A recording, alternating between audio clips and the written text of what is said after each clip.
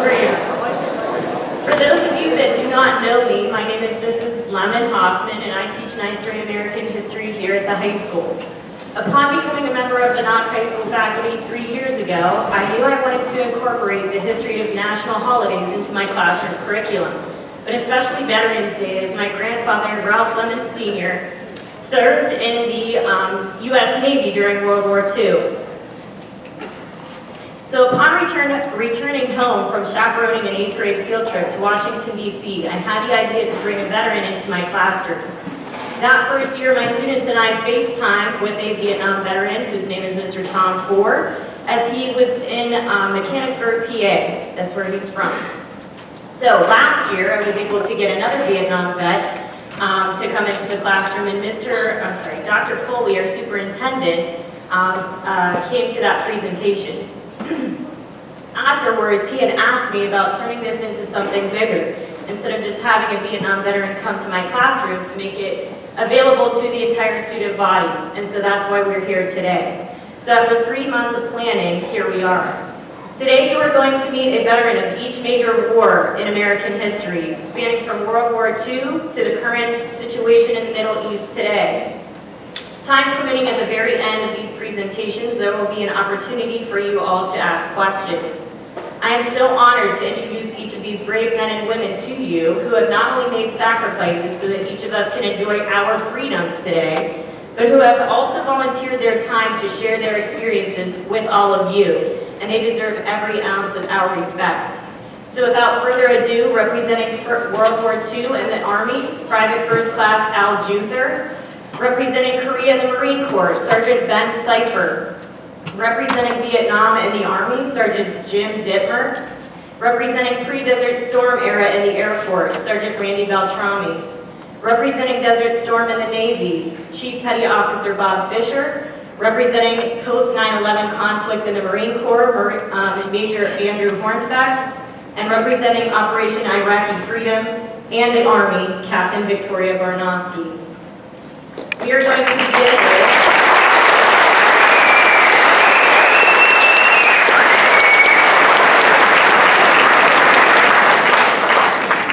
Thank you. We are going to begin with Private First Class Al Juther, who was born and raised in Valencia, PA. Private Juther was drafted at the age of 18 in the summer of 1945, and because he was drafted, he did not get to choose the branch of the military. They put him into the Army. He completed his basic training in Florida, and was sent home on leave for about 10 days. Halfway through his leave, the U.S. government decided to drop both atomic bombs, in Hiroshima and Nagasaki in August of 1945. Private Juther was then sent to Tokyo, Japan with an occupational force from October of 1945 to October of 1946. And with that, I will let you tell him the rest. So, Private Juther, how did you get to Tokyo? Whenever you were called up to get your placement, when did they tell you, or where did they tell you you were going to go? To go overseas? Well, whenever I came back off the leave, they were waiting for us. They knew that we were coming, and our plans were made ahead of time that we were going right overseas to be to take care of the forces, help to take the forces to control the public in Japan, and which was a waste of time because they were just fine. They were no trouble, and we didn't have too much to do. But we were there anyway for a year, and other than that, everything else went fine, and the biggest thing is that the Japanese people, they all ask me the same question: how come our government started a war with the United States? They couldn't figure that out. They thought that would never happen. That their country was in good we were both, we were all in the same boat, you know, but that wasn't the case at all, and we know that. But anyway, then I went to Camp Landing. After I went to Camp Landing, I went to Camp Gordon in Georgia, and that's where they were waiting for me. And they put us on a train and sent us to San Francisco and put us on the ship and sent us overseas. And I arrived over in Japan October 5th, 1945, and I stayed over there until October 6th of 1946. And that's all I can think of right now. I mean, I don't know what So whenever you were on your way over, you had to go through Pearl Harbor. Can you tell us what you saw there? Yes, we docked in Pearl Harbor to take on food and water and fuel. But we were not allowed off the ship. Nobody got off the ship because it was right after the Japanese had bombed it, and it was a mess. And the ships were still in the water, half underwater and half up. Some of them the back half was down underwater, and the front half was sticking up out of the water. I mean, it was really a sorry sight to see. And it was the whole way up through the harbor that we'd seen this. There was, I don't know how many ships there was that was underwater there, but it was quite a few. I know that. It was really a mess. So when you made it to Japan, did you ever go through Hiroshima? Did you go to Hiroshima? Yeah. Okay. Tell them what you saw in Hiroshima. Hiroshima? Mm-hmm. Nothing.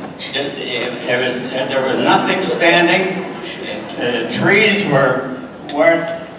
were little trees standing up there about 2 or 3 feet high, no leaves on them. There was no house standing, there was nothing standing. It was all bombed out. It was all level. And the streets were full of holes where the bombs missed the buildings and hit the streets.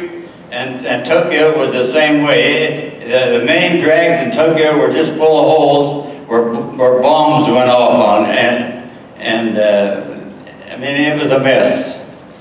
So what was your job when you were in Japan? What did you do for the Army? I was a mail clerk, and that gave me a lot of freedom. I had my own Jeep. I'd come and go as I pleased, and as long as I delivered the mail and brought the mail in for the GIs and distributed the mail to all the GIs that were there, and that's all I had to do. And whenever it came to they would call the troops out to do exercises, I didn't have to go with them. I stayed back. I didn't like to do that anyway. You know? I didn't think I needed it, but I did need it. Believe me, I did. Okay, so where did you eat whenever you were over there? You told me you didn't have to eat with the GIs, so where did you eat? Well, no, because I was a mail clerk. I could go and eat with the officers, and every time it was at dinner time, I'd take my Jeep, I put 3 or 4 guys in with me, and we would go up, and I had to pass to get in, and we got to eat the good food, not the bad stuff. So you also told me on your way to go eat one night, you saw or you heard shooting. Can you tell the students about that? Yeah. One day we were 4 or 5 of us in a Jeep, and we were roaming around through Tokyo and looking for different stores and stuff to buy stuff. We wanted to buy stuff and take home, you know. And we were going down this main drag, and all of a sudden I hear gunfire. And I'm looking out of the windshield, and I see bullets bouncing off of the street in front of me. And I stopped and backed my Jeep up and got away from it, and turned around and went and called the police. And and told them about it, and they came and gathered them up. And here it was the Chinese fighting with the Japanese, and they were shooting at each other across this main drag, but their bullets were falling short of where they should have been going. And they took them all and put them in jail and deported them back to China. Did you ever see General Douglas MacArthur while you were in Tokyo? Yes, I saw MacArthur several times. He had a habit of driving through Tokyo at least once a day and every day of the week. He made a trip through Tokyo and it was something to see. I mean, to see a general of his caliber, I mean, it was really interesting. But he always waved and he saluted us. And I mean, as far as I was concerned, he was a nice person. What was it like whenever you came home? Well, on your way back home to the United States, were you excited? What was that? What was it like on your way back home from Japan to the United States? Were you excited to come home? Yes. Oh yes. I landed in Seattle, Washington, and our troop train took us across the northern part of the United States, and took us to Washington D.C. and that's where we were discharged, and we were sent home from there. And on our way through Pittsburgh, I couldn't even call my folks and tell them that we were going through or that we were on our way or nothing. They wouldn't allow us to do anything. I mean, it was a secret, you know. What did you do after you were discharged from the Army? What did I do? When I came home, before I went to the service, I was in the trucking business. I had a dump truck and I hauled strip coal from strip mines. And while I was gone, my father, he took my place, and my brother, they took my place. And when I come home, I stepped into the truck, and that's what I did. I hauled strip coal from strip mines and such as that, and coal mines too. Very good. Thank you, Private Juther.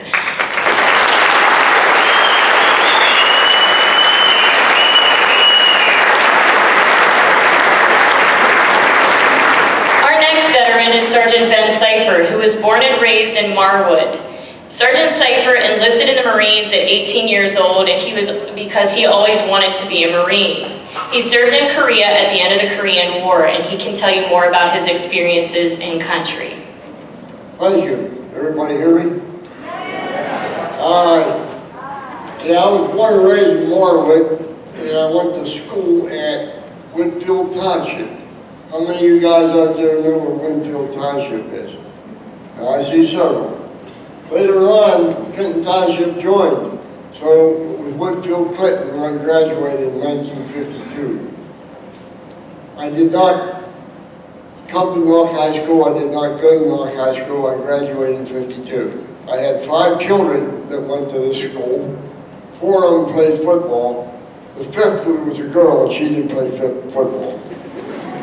Anyway, as I was introduced, yes, I always wanted to be a Marine. In fact, in my yearbook, that was one of my goals, to be a Marine. I did make that goal. I joined the Marine Corps April 6, 1953. 11 weeks in boot camp, Paris Island, went to Camp Lejeune, infantry training. Before I left infantry training, they said, Cipher. I said, yes, sir. You're going to cook school. Cook school? I'm in the Marine Corps. I don't want to be a cook. Well, in them days, you went where the Marine Corps told you to go. So I went to cook and baker school for 4 weeks, and everything after that, I tried to get out of it. Next thing you know, they sent me to Camp Pendleton, California, MP detachment, San Mateo Barracks. I wasn't cooking. I was riding around at night, looking for the illegals crossing the border. After a while, I was called into the offices at Cipher. Yes, sir. You're going to Korea. Okay. You'll be inside Camp Pendleton, such and such a date. shipped out of Camp Pendleton on the USS General Pope. It was a very nice ship. Took us 17 days to get to Sasebo, Japan. We stopped at Sasebo, picked up some Army troops, and then moved into Korea, in Incheon. I got to Korea about midway through December of 1953.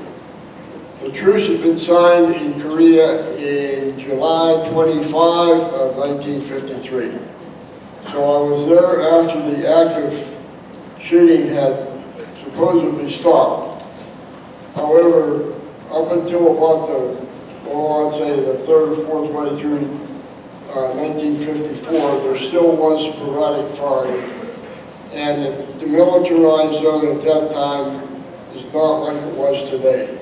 It was merely a path, and there were barbed wire on each side, but not like fences that you have there today. People have asked me, well, where were you in Korea? I said, I don't know, I was on the side of a mountain somewhere. And they said, well, I said, I'll tell you what, I was somewhere north of the railhead at Munsanee. Now you look at a map for Korea, you'll see that Munsanee was pretty close to Panmunjom. If the clouds were right and the night was dark, you could see the lights from Panmunjom. So if you're looking at a map of Korea, well, I was somewhere on one of the mountains. When I first got to Incheon, you was in what they call, well, we call it Trash Can City. But we were there about, I don't know, 48 hours, and then you were assigned. They sent me to 1st Engineer Battalion. Okay? So I get to 1st Engineer Battalion, and I gotta watch what I want to say because there's a major sitting over here. I got the Engineer Battalion, and I went up to the bunker where the commanding officer of Engineer Battalion was. And he used to be an underwater demolition person in World War II. And he's sitting there and he's rubbing his head, he's got a big cigar in his mouth. And he says, Cipher. I said, yes sir, and I'm standing at attention. He says, what do you want to do? I said, I don't want to be a cook. He looks at me and he says, why? I said, I didn't join the Marine Corps to be a cook. And he looked over at his corporal there and he says, they need people down on the Imjin River, don't they? He says, yeah. I said, send them down there. So I didn't even unpack my sheet bag. I was on my way to 7th Motors down on the Imjin River. Now what was down on the Imjin River? There was what we call ducks. You've probably seen them now running around. In fact, there was a duck that sank here a year or so ago and all them people died. What we did, we transferred people and cargo up and down the Imjin River. So I was there for several months. Cipher, yes sir. You're going to 1st Anti-Tank. 1st Anti-Tank. Yes sir, they're up on the Free Big Bridge. So I packed my bag and I went up to the 1st Anti-Tanks. 1st Anti-Tanks was a 35 millimeter recoilless rifle. I had not been trained on a recoilless rifle. So guess what I did? I cleaned the rifle and I carried ammunition for the shooters. So I was there for a couple of months and the first thing I said, Cipher. I said, yes sir. You're going back to engineers. I went back to engineers. Lo and behold, they put me on mess duty. On mess duty. That's the guys that do KP in the Army, okay? So anyway, up there and all at once somebody must have read my bio or whatever, the E214. They said, you're a cook. Yeah, I'm a cook, but I never cooked. Well, okay. Well, they put me in the galley for about 3 weeks and they see that I didn't cook. So I went back to heavy junk and I was dispatching heavy equipment the rest of my time in Korea. When I got back to the States, I went to Marine Corps Air Station in Opa-locka, Florida. I worked in supply and wound up beating the typewriter in in the commander's office. So that's my story, and I'm sticking to it. Thank you, Sergeant Cipher.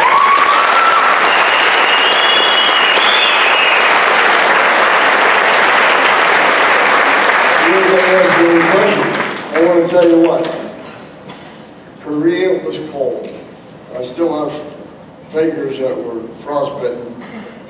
And I do remember the one night it turned to 50 below zero. And I said about sporadic flying. There was a lot of times they would decide to shoot at us, and of course we would answer back. It was never really publicized, but if you read between the lines, you knew that the truce was still holding to a degree, but they kept it up, until later on the truce started to take hold. Korea was a very, very poor, damaged country. The civilians, people suffered greatly. Seoul, the capital of South Korea, was fought over 3 times. When I was there was nothing left but tin shacks and cardboard. That's what the people lived in. Today it is a modern city, newer and nicer than New York City. So they have come a long way.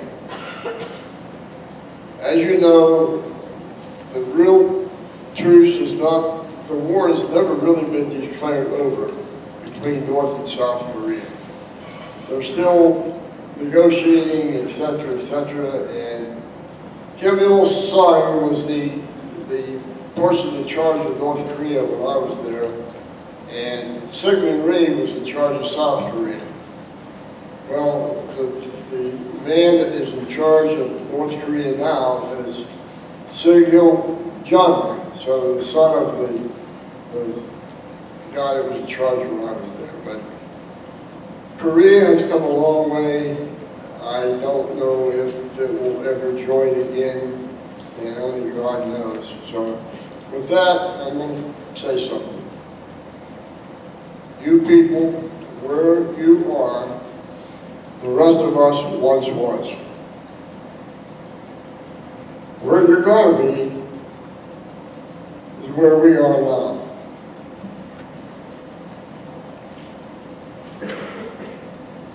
Protect your country.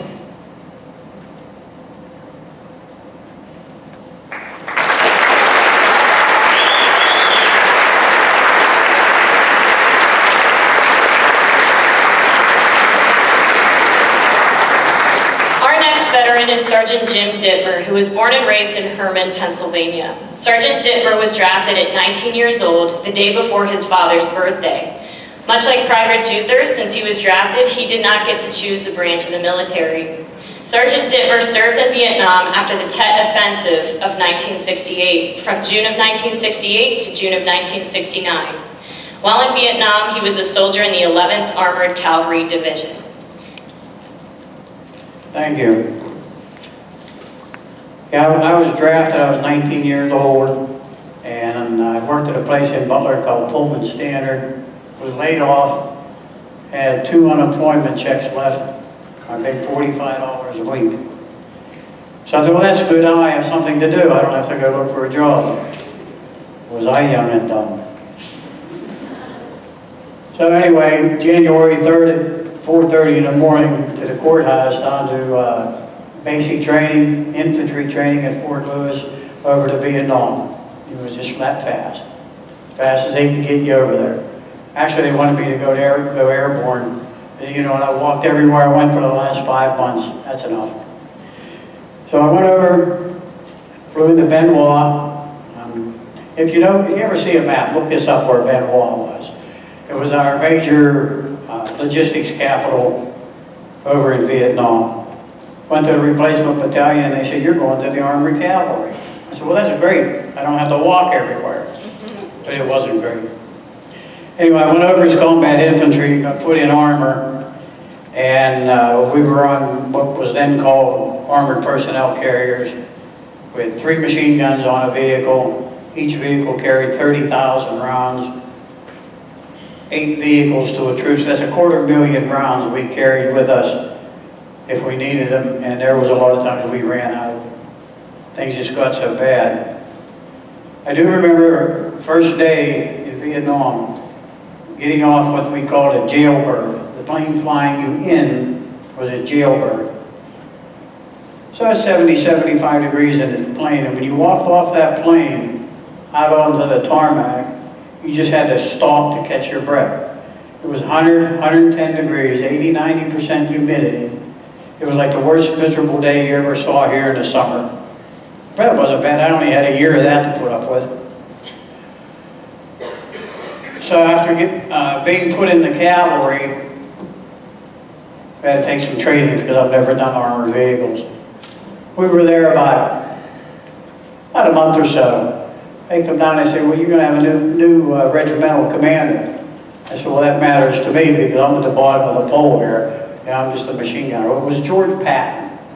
I don't know if you guys remember reading about George Patton in World War II, the famous general that went up into France and Germany.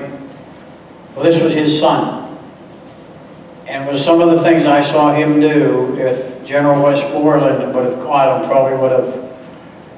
he probably wouldn't have fired him because he was good at what he did. But I can see where his dad got the name Blood and Guts. Things he did, even for a person of his rank, he shouldn't have been doing it, but he thought he was a combat soldier with the rest of us. As far as our lifestyle, we didn't intermingle with the people that lived in the country. They all lived in little towns. I got to where I could read the name of the towns we went through. We were being mechanized. We were all over what they call Third Corps. You go through different towns. Everybody lived in little shacks. They had a pretend fence around, dirt yards, grass roofs. It was as poor as you think you could get. This was poor, but they were happy. There were no men around. They were all in the military. It was always women, older women, and kids. So if you ever see men around a village, you better watch out. Something's wrong. Anyway, we had a lot of bad days. We had some good days. I remember one time we come back in from a place called Knoch, Knoch, went back to base camp for maintenance. We pulled in, and our platoon sergeant had a trailer full of beer and ice. So I don't know how he pulled this off, but this was going to make a nice night. After about 2 beers, because we were never allowed to have beer on the field. After about 2 beers, they said, we need somebody to go up on this big hill and watch that road leading to base camp, and you're going. So that worked out well. So we spent all night up there. And it was just, every day was different. You never knew what you were doing day to day. You didn't stay in the same place very often. We usually ran with the infantry. We'd help them 8 tracks. We were armored, so we had more firepower. And I know when we worked with the infantry, we carried, well, what we ate was sea rations. And it came in a case. Well, when the infantry went to the field, they gave them, if they were going for one day, they gave them 3 meals to carry it with you. And they didn't have a choice of what they got, knowing it was all so delicious. It was necessary is what it was. So we just throw them a case. They were in heaven. They had a choice and they had more to eat. Wasn't much in them. Small can of food, maybe a canned fruit, cigars, salt, pepper, and your infamous P-38. Anyone here know what a P-38 is? It's a hand can opener. It's about 1.5 inches long. Little side flips open and you open your sea rations. And if you don't have one, you don't eat. So anyway, that's a P-38. Check it out sometime. They work really, really well. But like I say, as far as dealing with the people, we never had any dealings with the people unless they shot at us. And that happened way too often. Monsoon season, people talk about how hard it rains here.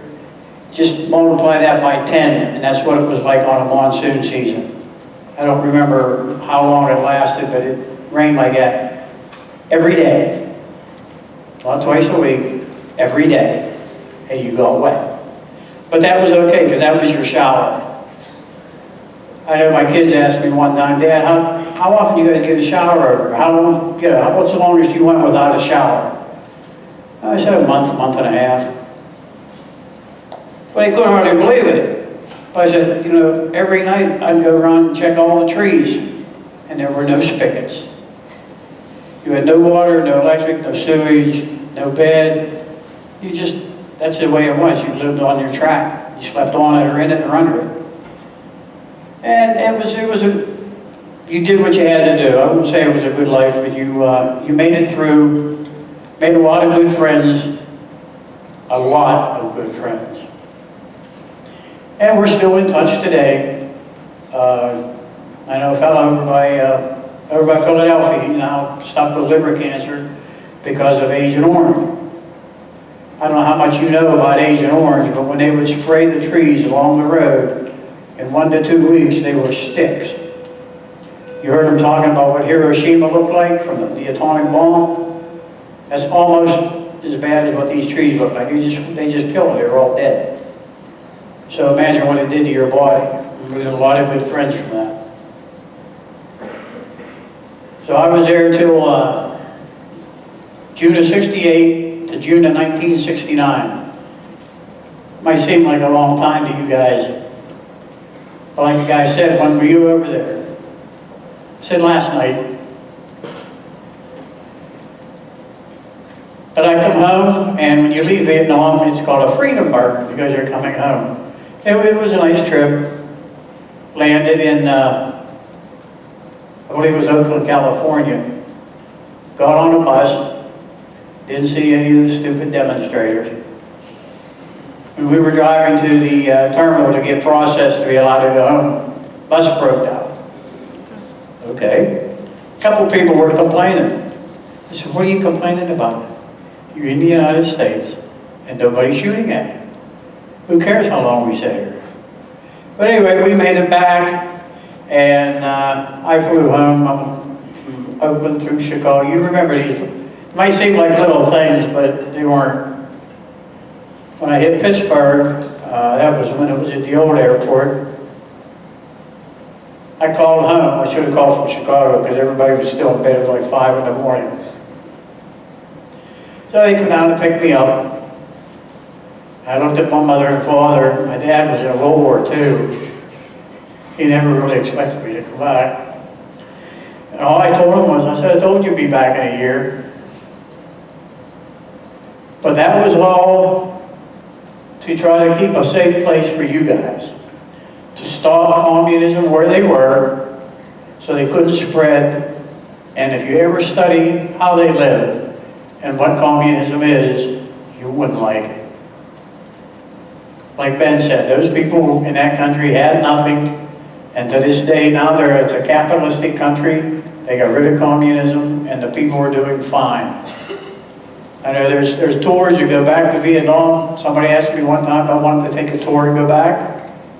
I said there are better places to go. Once was enough. But going to that country, and I couldn't tell you how many soldiers were over there total, Army, Navy, Marines, Air Force, Coast Guard, in the millions. But like I said, they did that for you guys. So when you tell a vet thanks, he knows what you mean. So that's about it. I made it back. 58,000 my brothers and 8 nurses did not make it back. That's a lot of people. For you. Thank you, guys. Thank you, Sergeant Dittmer.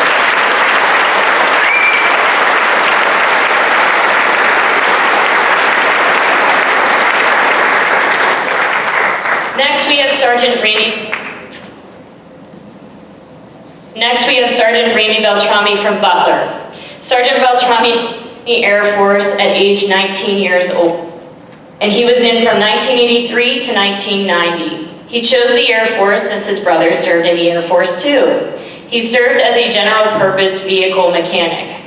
Sergeant Beltrami was stationed abroad in Germany for 5 years and spent the other 2 years in Texas. How you guys doing this morning? I started out my career in the Air Force at Laughlin Air Force Base, San Antonio, Texas. We had 6 weeks of basic training. After my basic training was done, I got stationed at Chanute Air Force Base, Illinois for general purpose mechanic training school. I believe that was 12 weeks at the time. About halfway through your school, you filled out what they called a dream sheet. You put down the bases you would like to be stationed at. I put down, I wanted to go to Japan pretty bad. I put Japan, Guam, and other Asian bases that I wanted, but the Air Force decided I needed to go to Germany instead. That's why they called it the dream sheet, because it never happened. So as Linda said, I spent 5 years in Wiesbaden, Germany as a general purpose mechanic. I worked on anything with an engine or tires. Everything came through our shop, and that's what I worked on. Being in the Air Force, what I'd done, it was more or less a 7 to 5 o'clock job, 5 days a week. So when you were done at the end of the day, you could pretty much go do what you wanted. Go downtown, hang out at base, what have you. It was pretty nice, but there was times where I'd go to work on, say, a Monday, Tuesday, or Friday, and I wouldn't get back home for 3 or 4 days later. Something would be going on. We had to have the vehicles up and running, mainly ambulances. When a lot of hostages got released from Iran or what have you back, they came through the hospital at the base I was at, so we were on 24 hours call, and we didn't get to leave, do nothing. We just went to the chow hall and went back to work, working 36, 35 hours at a time without sleep. That happened quite a few times. While stationed in Germany, I got to go, when I took leave, I could go anywhere you wanted. I've seen most of Germany, a lot of it. I've been to Holland, Belgium, Austria, Switzerland, France twice. You go on vacation, it was nice. It made it really good being stationed over there. One thing about being overseas at that time, most people think that terrorism didn't get bad until 9/11. It was very bad back in the 80s in New York. Many times we were confined to base because of terrorism. Couldn't be out after dark because it was just too dangerous. Because when you have this kind of haircut and you speak English, you stand out pretty good in the crowd. One of the worst things that happened while I was there, a guy that lived in my dorm, a friend of mine, he was out on a Friday or Saturday night, and he was at a club, met a young German lady, and they left. Went to another club or what have you. Well, she took him down some alley, they were walked in, and she had another guy with her. They grabbed him, slit his throat, murdered him, took his military ID card. 2 days later, they used that to get on another base, which was the Air Force's headquarters. Had a car bomb, blew it up in front of the headquarters building, and killed a few military people and a few civilians that worked there. And this kind of wasn't a big surprise, as you expect. Think this could happen at any time because terrorism was so bad. You know, we couldn't, a lot of weekends we'd have to pull duty with M16 rifles to guard the fence line around the base, because these people would climb the base and throw bombs and what have you, just because they were terrorists. They just wanted to kill, the military, because we weren't very well liked back in the 80s over there. But after I left Germany, I went to Abilene, Texas. I spent 2 years there and did the same thing, worked on cars, trucks, what have you. And yes, the Air Force does have more than just planes. We drove places. Kind of hard to get the plane to go to the mall on a weekend. And I wasn't a pilot.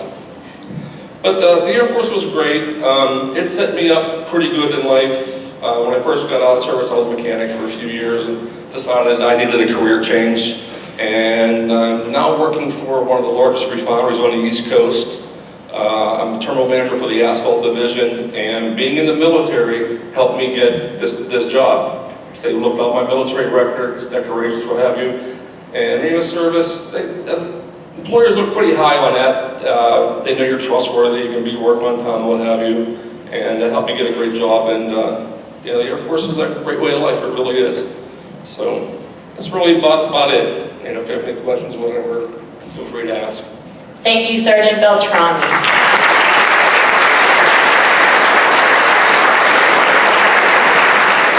Next, we have Chief Petty Officer Bob Fisher, who is originally from Edgewood, right outside of Pittsburgh, Pennsylvania. Petty Officer Fisher served in the Navy from 1979 to 2002 for a total of 23 years and 6 months. He decided to enlist after completing a welder apprenticeship on naval ships, and he enlisted at 21 years old. CPO Fisher supported the Iranian hostage crisis in the Persian Gulf and Operation Desert Storm. H1 to security. Good morning. Like it said, I didn't join the military right out of high school. I took welding classes when I was a junior and a senior at Voc Tech School.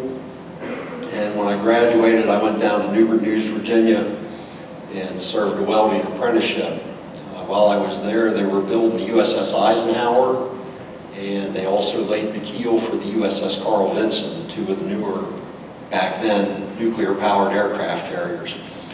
I was also there while they built the Virginia-class nuclear cruisers, which have all been decommissioned in the last 15, 20 years. The Navy's gotten away from using nuclear-powered cruisers. When I finished my apprenticeship, I kind of was interested in what was going on in the Navy. I decided to join. Talking to the recruiter, they would come up with things. What do you want to do? What are you good at? Well, I'd been welding for 5 years. That wasn't a need of the Navy. They needed steam propulsion engineers. So they said, you know, you can be a BT, which is a boiler technician. Now, it's not a real glorious job. You're not up on the deck. You don't shoot guns. You don't steer the ship. But I'm sure everybody's been on a boat up and down the river or something. You have to have a motor. You have to have a propeller that drives it through the water. The ship's a floating city. It has to have fresh water. It has to have electricity. You have to have steam or electricity to cook. And the propeller has to turn to get from point A to point B. So that was my job. We produced the steam that went over the engine room, and you'd turn a geared turbine, which would turn the shaft, that turned the propeller, usually somewhere between 60 and 80,000 horsepower. So sort of put your streetcar to shame anymore. I served, when I first joined, was right after the Iranians had snatched the hostages, and everybody got to go over to the Indian Ocean and Persian Gulf to patrol in case something went wrong. Back then, it was a big thing to be able to walk around and tell all your Navy buddies that you spent over 90 days out at sea. It isn't that bad. Like I said, the ship's a floating city, and it operates 24 hours a day. You don't get any days off.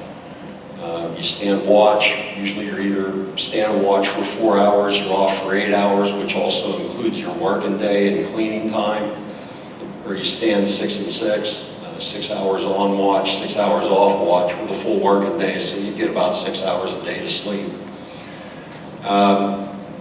Came back from that, transferred to a different ship, went back over to the Indian Ocean, got to do another 120-day stint out at sea. And then Ronald Reagan was elected.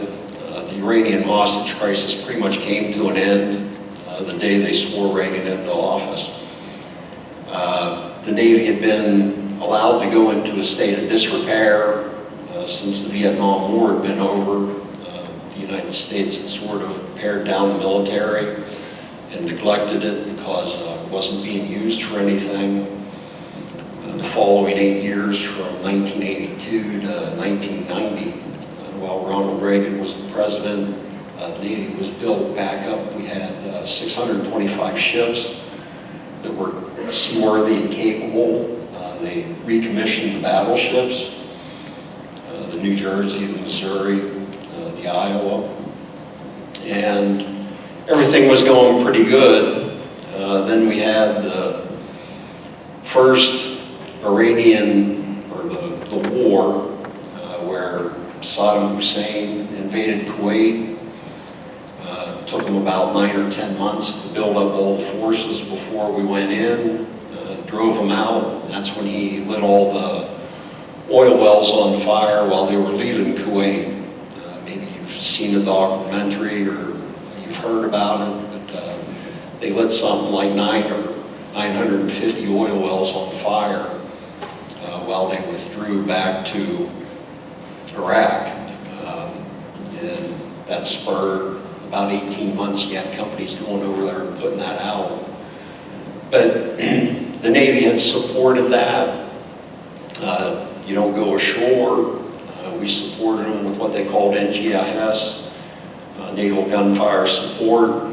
Had 5-inch guns, 16-inch guns, where you could bombard the coast and up to 15 miles inland to support the Marines and the Army while they were on the ground. Came back from that, got to do a little bit of shore duty, and then I was sent to Pearl Harbor to an oiler. You know, it's just like your car. You run out of fuel or you run low on fuel, you have to stop at a gas station. Well, there's no gas stations out in the middle of the ocean. You have tankers. You pull up alongside of them about 150 feet away. You shoot shot lines across. You pull hoses over. You receive 80, 150, 200,000 gallons of fuel so that you can stay out at sea. And then they'll also at the same time transfer your mail, refrigerated goods, dry stores. You have a flight deck, they'll bring that over by helicopter and drop it on. My last command was the USS Constellation, an aircraft carrier that was built in 1962. Had been proclaimed by Ronald Reagan as America's flagship when he visited it in 1984. Made my last cruise in 1999. We returned back to San Diego on December 21st, so just before Christmas.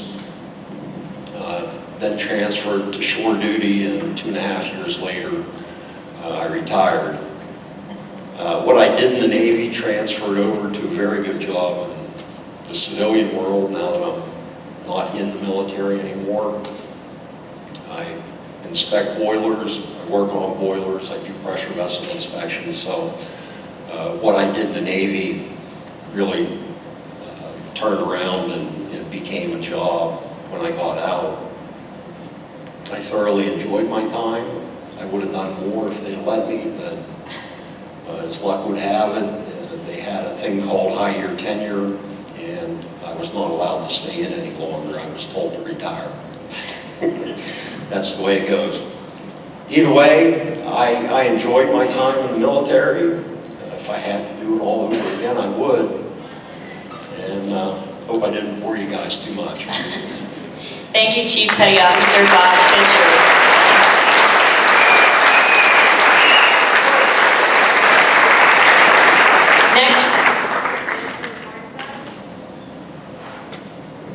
Next, we have Major Andrew Hornfeck, who is originally from the South Hills of Pittsburgh. Major Hornfeck enlisted in the Marines because he wanted to be part of the best, and he was highly influenced by the Marines in the military school he attended. Major Hornfeck has served 4 deployments to the Middle East, including Afghanistan and Kuwait, as well as North Africa and Southeast Asia, and continues to serve today as a recruiter. All right, thanks. Hey, this is super cool. It's a really neat opportunity, and it's an honor to be on stage with these other veterans. You know, really give you a picture of their history. I'll tell you, when I was in your seats, I don't think I could appreciate what this type of opportunity would be like. So I thank you all for having us. When I was sitting in your seats, I definitely wouldn't have said that my entire adult life would be spent wearing a uniform, serving our nation, in and out of, deploying in and out of the Middle East. It certainly was not the first thing on my mind during senior year, right? So the fact that you guys are sitting here listening to the stories is really, really impressive. When I was in your seats, when I was sitting there in my senior year, I was probably doing what most of you were doing, and I was thinking about where I was going to go to college at, and I was wondering about, you know, where the next step was going to take me.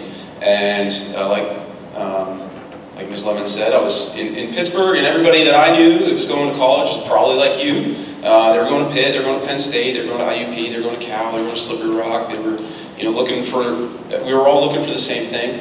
And it just, to me, as we were looking into that stuff, I sort of was like, this is a little bit boring. Like, this is not really a whole lot of fun, you know? I'd like to do something a little bit more exciting with myself. So I started looking at military colleges. I was like, well, you know, if they're gonna give me a uniform, I'm gonna get to run around the woods, I'm gonna shoot a gun, like that sounds fun, right? So we're in Butler County, like, who likes to shoot guns? Like, we got people who like to shoot guns. Who's going out for deer season, right? Like, somebody needs to shoot guns at deer. Well, you know, the military gives a chance to get paid to do that, right? So I was like, that's a great deal. Like, you're gonna tell me you're gonna pay me to walk around and shoot at stuff? In, right? So I looked into military schools, and you know, everybody does college visits, so I went and I visited the United States Naval Academy in Annapolis, Maryland.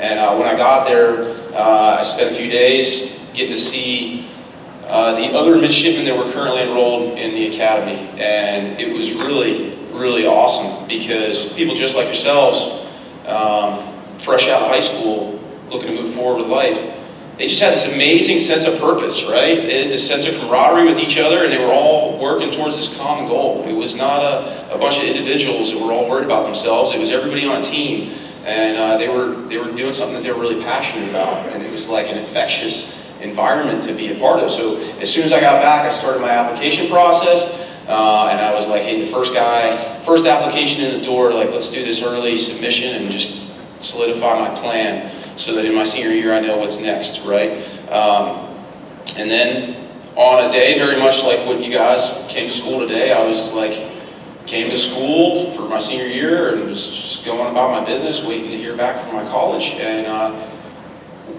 came in, I was sitting in AP English class, and the world changed, right? We got told that a plane had just impacted Tower 1, and there was a massive incident occurring in New York City. Nobody knew what was going on. The whole school stopped that day, and they brought TVs into every classroom. They turned on the news, and we all watched the towers fall. We all got to hear Somerset, Pennsylvania, and Washington D.C. as the terrorist attack, and we slowly figured out what was going on. I went home that day on September 11, 2001, before any of you were even born. Which is amazing to me. Like, that day changed my entire life without knowing it was going to happen. And none of you were even alive at that time. And I went home that day, and when I got home, my acceptance letter to the Naval Academy was waiting for me. I got accepted to the United States Naval Academy on September 11, 2001. That was a Tuesday. So Friday night, everybody in the entire nation, the entire country, had a moment of silence on Friday evening at every high school football game in America. And I was at that football game, and we had a moment of silence, and afterwards, you know, all my friends and their parents had found out I was going to go to the Naval Academy, and they all asked her, like, well, you're going to turn it down now, right? Like, now that this is all going on, you're not going to join the military anymore. And I was like, well, now I need to join the military. Now I have a reason to join the military. This is the whole, now it's even more important that I go to the Naval Academy and that I stand up and defend the nation. Right? We're under attack. We were attacked on our home soil. There's something that somebody has to do something. And I wanted to be part of the somebody. So accepted my appointment at the Naval Academy in my senior year, knew what I was preparing for. My father, my dad and I went to a Steelers game on my birthday that year.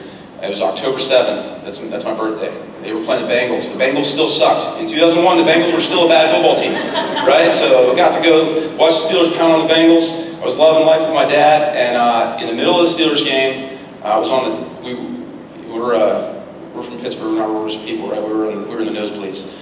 We were up on the top deck, and they stopped the Steelers game.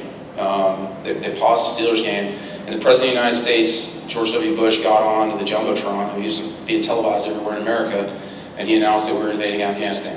And I was at this football game, enjoying my day with my dad on my birthday, and you know, it just became more and more real that the nation was having to mobilize and to defend ourselves. So I went on to the Naval Academy with all that stuff in mind, and over the next year to year and a half, the United States was very, very successful in Afghanistan. Formed an alliance with some of the tribes in the north.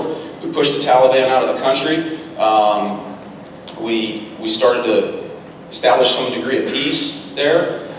We started sending aid. Our allies started to put some security forces in, and overall it seemed like it was a very great success for the country in those years following 9/11. In the meantime, while I was at the Naval Academy, we transitioned, and the United States invaded Iraq. And we started to pursue the war on terror, because just because we had been successful in Afghanistan certainly didn't mean that the world had become a safe place. You know, this is a global threat. There's people that hate us everywhere in this world, and it's hard to realize that when you're sitting in your seats in the auditorium at Knoch High School. But there are people out there that hate you, and they want to ruin your life. And we took it upon ourselves to try to do something to stop that. We invaded Iraq.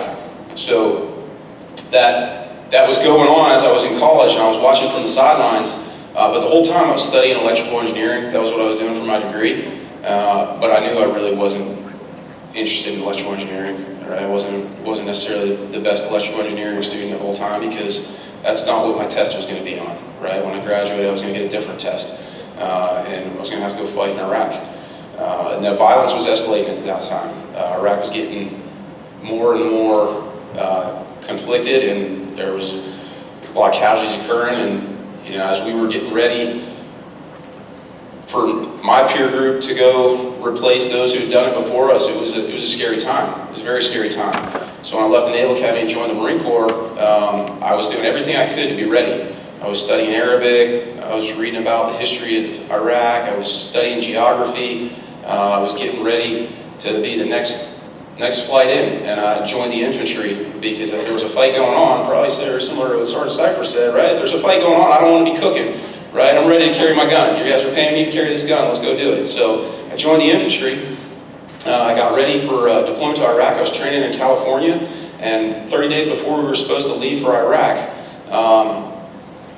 as we were finishing our final certification exercise, we got notified that we weren't going to Iraq after all, right? So in those intervening years, while we were focused in a different battle space, the Taliban had taken advantage of our absence, and they had never really been destroyed in Afghanistan. They're still not destroyed. They still hate us, and they had taken safe haven in Pakistan, and they had started pushing back across the border into Afghanistan.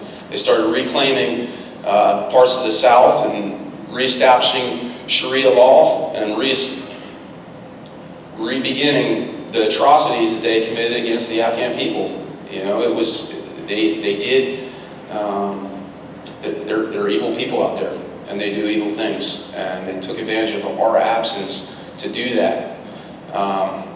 So we got called to say, hey, we're going to go back into Afghanistan. We need to go reestablish security there. We need to clear what's going on out of that area. And so I've got some pictures here from when I got to Afghanistan and what we were doing there. And there's Afghanistan. And so I'll tell you, Afghanistan is a lot like West Virginia, all right? And it's not that the people are toothless. And no offense, because Cap Pernosky lives or works in West Virginia, right? It's not because the people are toothless, right? If you know the motto, does anybody know the motto of West Virginia? Yeah, shout it out for me. Wild and wonderful. Like, that's what Afghanistan's like. It's wild and wonderful, right? They don't have a lot of laws there. They don't have a lot of infrastructure there. It's wild and wonderful. It's a really diverse country. It's very compartmentalized by the terrain. They got extreme terrain. In the north, there's mountains and lush mountain areas. In the east, it's extreme heights of mountains with snow-capped, the Hindu Kush. And in the south, it's a desert. It's a desert that's framed by mountains, and it's dry and it's hot. It's all very, very different everywhere you go. So there's no effective central government. They can't really govern the place because it's wild and wonderful, right? So it's just a bunch of tribes that live in family units. They've lived together for generation upon generation, thousands of years, and they really have established their type of lifestyle. They live in mud brick huts. They don't have plumbing. They don't have showers. They don't have toilets. They don't have electricity. They do have cell phones. They managed to keep cell phones and some cell phone towers. So no matter where you go, you can always get a text. That's good. They're conglomerated into some larger villages and then just outlying areas. And so we went to, this is a town called Nowzad. There's about 35,000 people there, and we were sent there because this is where the Taliban was reestablishing some of their strongholds at. And we were sent there to replace a Estonian unit and a British unit that were struggling to hang on. There's some United States Marines that were helping them at the time, but we plussed up to get in there. And if you go to the next slide, you'll see we just lived right in the huts in the village. You know, we had a backpack and a sleeping bag, and you know, it was, at this time it was 2008, but it sounds a whole lot like 1968, right? There's not a whole lot of changed.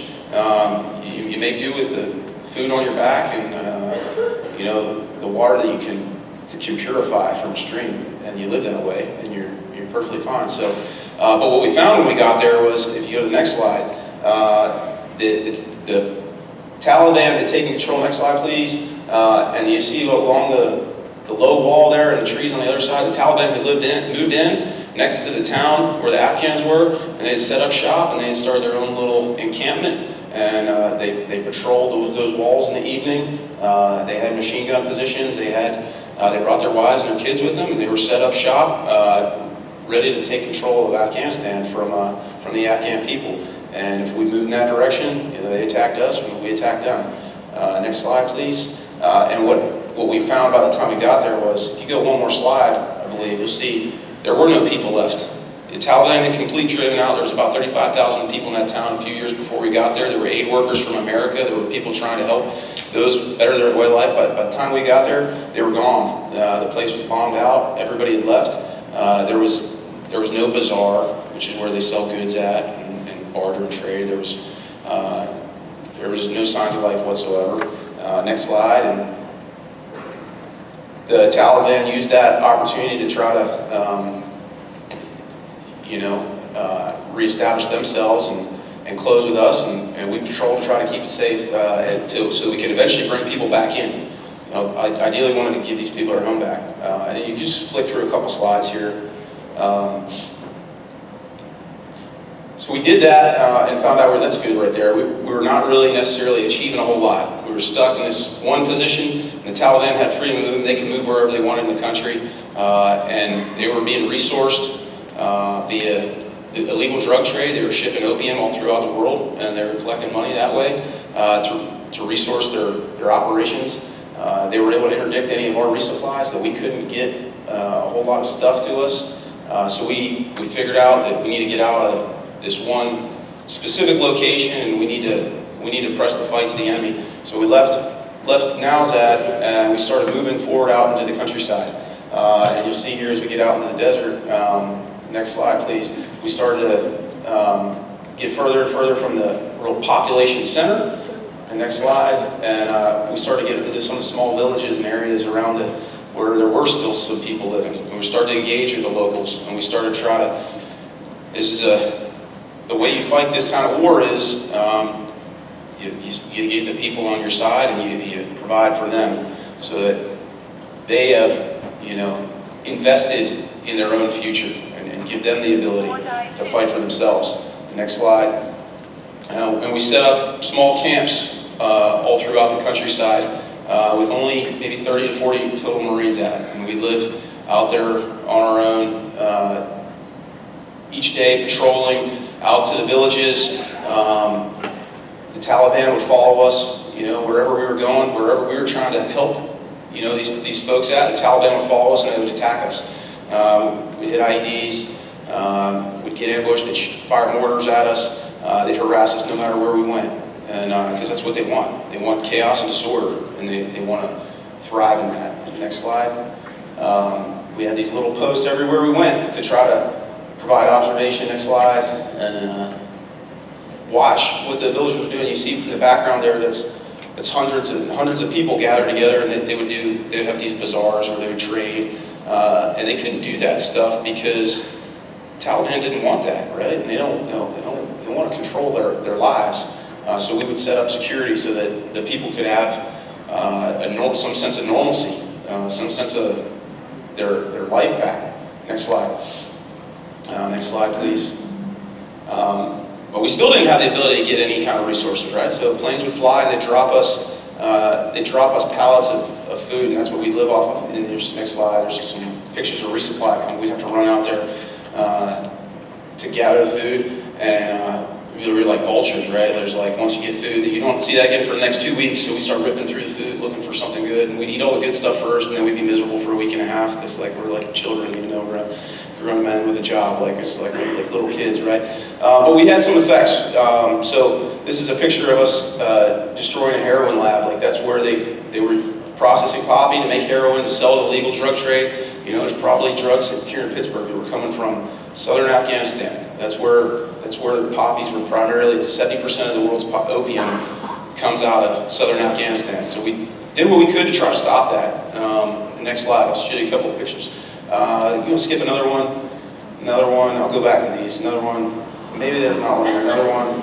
They got some pictures of poppy in here somewhere, but anyway, if you can go back to the picture of us grilling. What I was going to say is, hey, throughout all this, right, you see us up on the stage here, and you're like, man, I don't know who these people are, I don't know, they're like robots, they wear uniforms, and they do this crazy job, and we don't know anything about them. And the truth is, we all started where you're at. We all made a decision that we feel strongly about, but we're still just regular people. And so throughout all this other stuff that's going on, we still were looking for camaraderie with one another. We still were looking to enjoy ourselves and find some way to like let the stress of life off when you're fighting every day, right? We grill together, and when they drop those pallets of food in, it was the best steak I ever had. It was the absolute best steak I've ever eaten. It was cooked on top of a barrel with a fire made out of plywood, right? That's I will never, you can take me to Ruth Chris Steakhouse in downtown Pittsburgh and I won't enjoy it as much as I enjoyed that right there, I promise you. Next slide.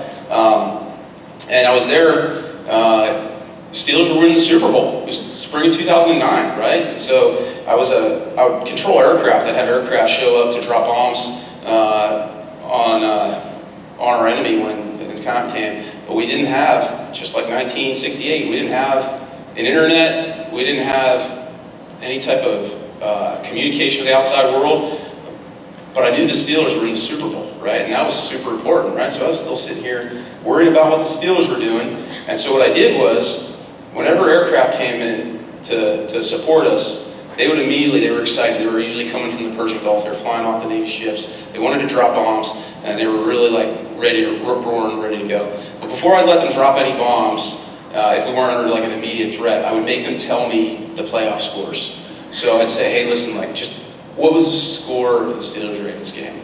All right, now you can go to grid whatever and look for the enemy. All right, and so the day of the Super Bowl, this is when the Steelers beat the Cardinals. The day of the Super Bowl, I specifically scheduled 4 sorties of aircraft separated by an hour apiece so I could get updates after every single quarter of the Super Bowl.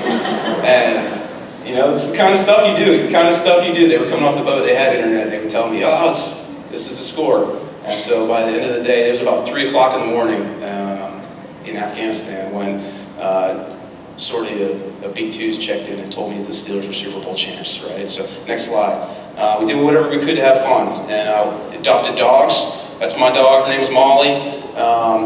By the time I left, she was about 120 pounds. These like these giant Afghan dogs, but they were super sweet, We'd share food with them, do what we needed to do to have some sense of humanity amidst all that. So next slide.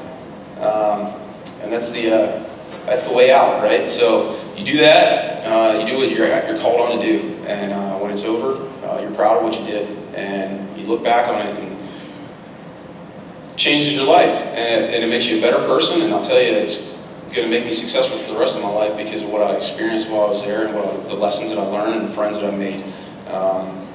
So got out of there on a freedom bird, and never looked back until the next time I was deployed, right? And then I started looking again. But next slide. I don't know if I have anything else in here. Yeah, Toby Keith came and visited us. So that's how good things can be, right? Like you're worried about fighting the enemy, and Toby Keith came out. I think there's one more slide of him playing a set. Yeah, there's Toby Keith playing Red, White, and Blue, and Born, whatever other songs he had. American Soldier. He was playing American Soldier, so he was playing to the Army. I was looking, a little disappointed about that. But it was great, right? There's always ways, no matter how bad life gets, there's always ways to find some positivity, find something look forward to and to enjoy, right? And that's something that the military's taught me and that I continue to live by. So, hey, I thank you guys for having us here. I really appreciate it. Yeah. Thank you, Major.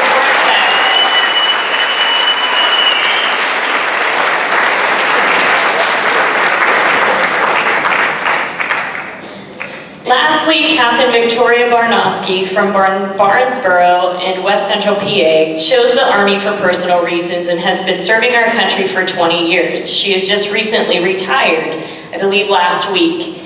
Captain Barnowski has served 5 deployments to the Middle East, including Egypt, Kuwait, Iraq, Syria, and Turkey. In addition to her deployments to the Middle East, she was sent to Ecuador in a humanitarian role, providing medical treatment to civilians and their animals.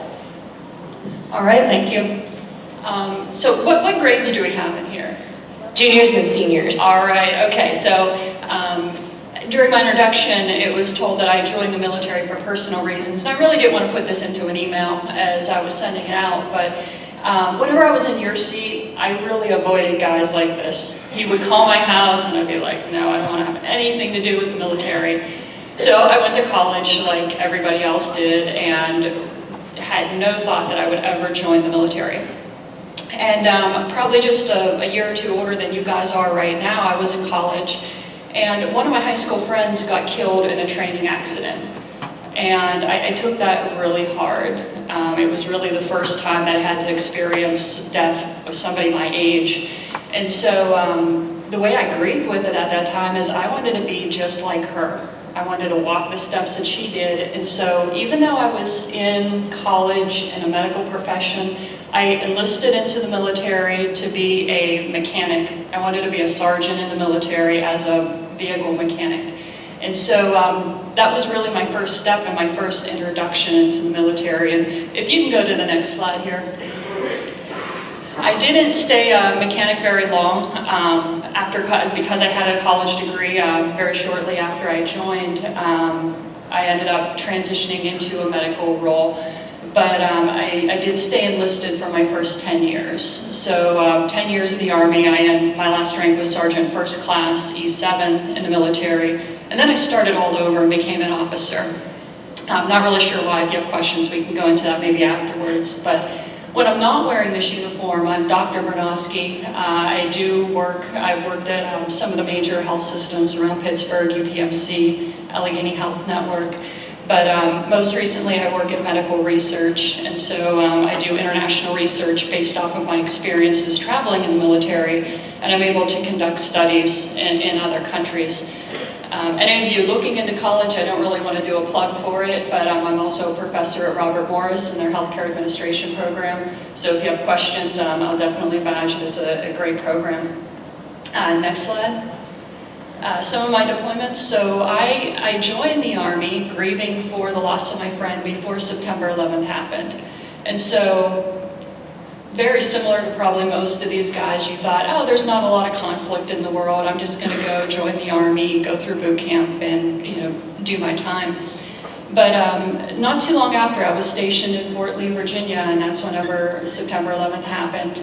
We shut the base down, and very shortly after that, I was on a plane doing missions in Egypt. And you might ask, like, what the heck's going on in Egypt? And my personal philosophy was just, it was acclimation for the military to do training and to get comfortable working in extreme desert temperatures and extreme areas, because up until that point, we were working in Germany and Korea and places that really weren't that type of environment. So these are some of my deployments, and particularly with Iraqi freedom, I spent a lot of time, cumulative about 5 years in Iraq in some way or form. And I went over on the initial invasion of Iraq. Before President Bush declared war in March 2003, we lined up on the border of Kuwait and we waited for him to declare war so we could go across the border and infiltrate. And it was definitely a different experience each deployment, and seeing the country change each deployment. That initial invasion, you knew who the bad guys were because they were wearing an Iraqi uniform, they had Iraqi equipment. After that, especially during the surge people talk about, 2007, 8, 9 era, you didn't know who the bad guys were. Sometimes they were wearing civilian clothes, sometimes they were wearing army uniforms. But that's really like the changes in the country. More importantly though, the economic changes that you could see from 2003 when the initial war started and the country and their lack of health care and electricity and telephones and internet to 5-10 years later, the civilians of that country started getting all of those things. So next slide. I just want to talk real shortly about what we call rules of engagement, ROE, and the Geneva Conventions. You may have heard of Geneva Convention. It's basically the law of war. It's what a bunch of countries around the world say that we're going to set these standards. But it's things like this. This was taken out of one of the insurgents' homes. And this fires me up. I don't know about you guys, but whenever I see this, there's a lot of emotion connected to a picture like this. And I just wanted to take a moment to really bring you guys into thinking on that emotional component. Whenever you might see somebody who just shot at your friend and you might lose your stuff on them, but we also have rules around how we fight wars. Go ahead, next slide. So for me, in my time in the Middle East, this was basically my, called AOR, Area of Responsibility, but I've worked in basically that geography that you can see on the slide and a little bit more. I've worked in actual mission capacities, and we've worked as coalition forces where we go into work, say, with the Saudi Arabia Army, and we do training and we share knowledge with them. Next slide. Go ahead, one more. Just a little bit about the country. Thank God everything's not in Arabic because we wouldn't really know how to drive or know our way around very well. So very similar to what we have here today. Next slide. This is really interesting to me. This is the tomb of Abraham, so like the father of the Bible. And this is in southern Iraq. And whenever I had the opportunity to see this, it really hit home that this war-torn country has so much history. This was really the Mecca and the center of where humanity started. And people like my family could never go and visit this just because it's so unsafe. Even at this time, it's still an unsafe place to go. And so it's things like this that people are missing out on because of that fighting. Next slide. So Pennsylvania, we have deer that cross over the roads. There are camels in the country. Most of them are not wild though, they belong to somebody. And so a little story is if you would hit a camel with your vehicle, which is quite possible to do. If you're on a convoy, they tell you don't stop. If you would kill a camel, you would have to pay the farmer. And if that camel was female, you would have to pay the farmer an estimation for how many babies they might produce during the course of their life. Next slide. One more slide. So some of the threats, and I want to do a disclaimer first here. I leveraged some of these slides from another presentation that I did for healthcare workers.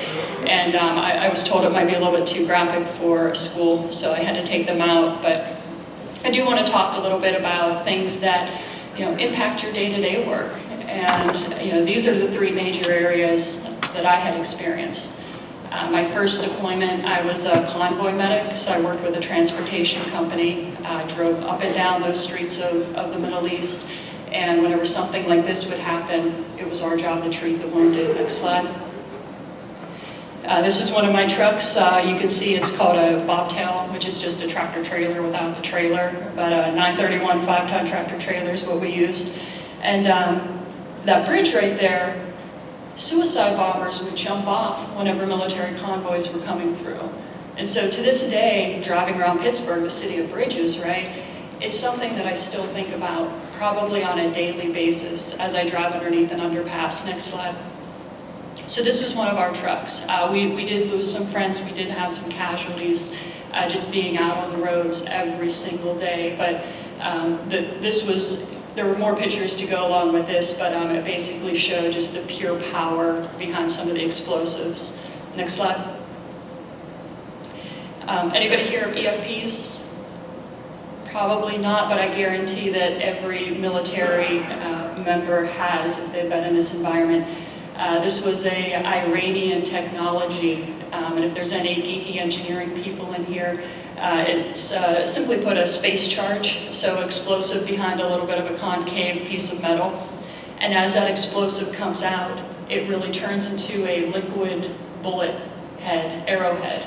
And that liquid arrowhead, the military has not found any way to stop it. It cuts through our tanks, it cuts through our up-armored vehicles. It's very deadly, but the good part about it, if there is a good part, you have to be very accurate. And so the people who are exploding these bombs have to really calculate when a vehicle might be driving by and when that person in the vehicle would be in the line of the fire. Next slide. You can see just how powerful that is, cutting through that up armor. Next slide. So for a short time, I was in a city called Balad in central northern Iraq, a little bit above Baghdad, and I worked with the Air Force. For a short time, they sent me to an Air Force theater hospital, and I was the only Army person, but I really got to learn a lot about working with different services. Next slide. This is just some of our crew. Next slide. And this is a short video, so I don't want to sit down up here. Balad Air Base is 40 miles north of Baghdad. Here, patients' urgent treatment continues before their journey home. It's a remarkable facility staffed by remarkable men and women. Wounded Warriors continues.